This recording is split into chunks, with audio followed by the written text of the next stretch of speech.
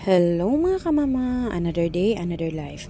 Thank you Lord. So for today's mini vlog mga kamama, kay kaganihan nagluto man inyong kamama og light breakfast katong burger breakfast nga ako ang gi-upload last day. So by this time, it's around 11 a.m. in the morning. So very late na kaayo mag-prepare inyong kamama no, but it's okay kay dali ra kayo buhaton ang tinulang nga isda mga kamama in just a blink in an eye. Char. Inato ba to? Di bitaw mga kamama ay nagdali na ko diha mga kamama kay ang akong husband bang man toy nang laba kay ako man tong gi-flex akong mga hinayhay. So most probably gutom na gyud kaayo ang bitok sa akong bana kay ubay-ubay gyud ang iyahang gilabhan sa dihang dapita. Kay kami man duha walay work for today's video. So ingon ana jud magkasinabot gyud mi kung unsa mo ang pagabuhaton everyday.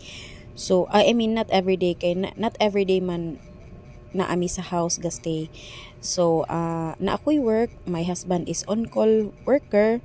Not every time sad nga day off siya unya work ko maka work siya sa amo ang mga buhol-luhaton sa balay kay lahi mong gud ang laki magbantay sa mga bata. Dapat kung bantay lang kay ila mong gid na easy to eat nga nakabantay gid sila og tarong. Lahi man natong babae nga lahi man natong mga kamama nga ato adjud double gid atong gusto nga buhaton para madali tanan. So mao to mga kamama, pila ra ba istorya ni bukal dayon mag-ayo ang ato ang tinula nga tubig nga gibutangan og lamas.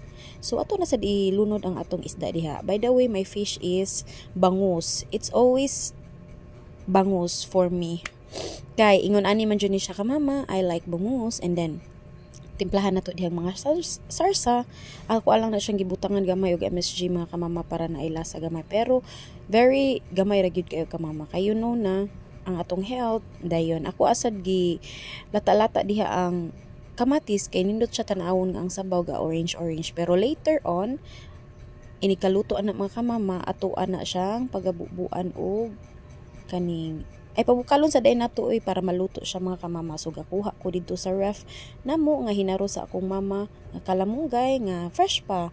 So very daghan jud kayo ang akong gibutang diha mga kamama. Ga green gud na iyang sabaw sa kadaghan kay daghan man stock akong mama dito kamunggay kay bag-o man siya nangayo dito sa silingan, silingan.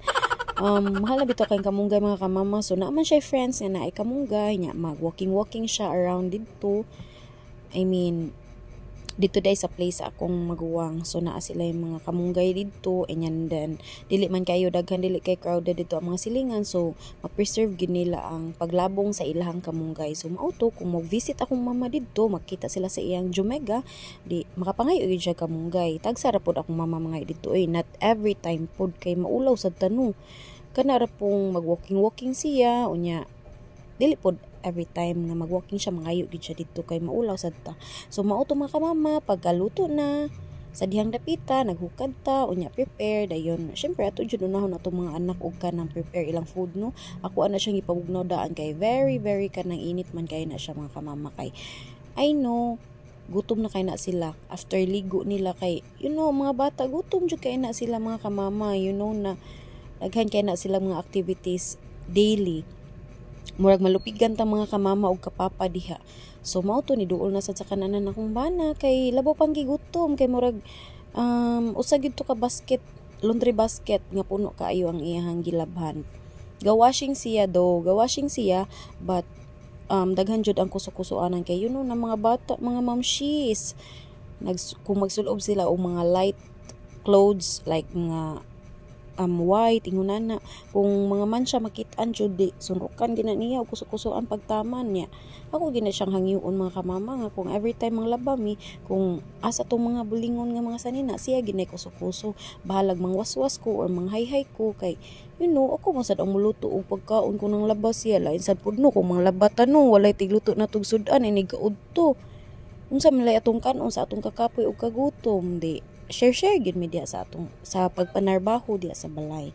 So ingon ana no nindot kayo mga kamama nga kamo jung duha magkatimbangay kay inyo gunong pamilya dapat magtinabangay mo di kay ang usa magsige lang pud na og cellphone mo na kung magsilpon ganin na akong bana makita na yun na siya sa akong eyes nga mo kuan na mo react na ang akong eyes Ina naman jud akong panglaban mga kamama.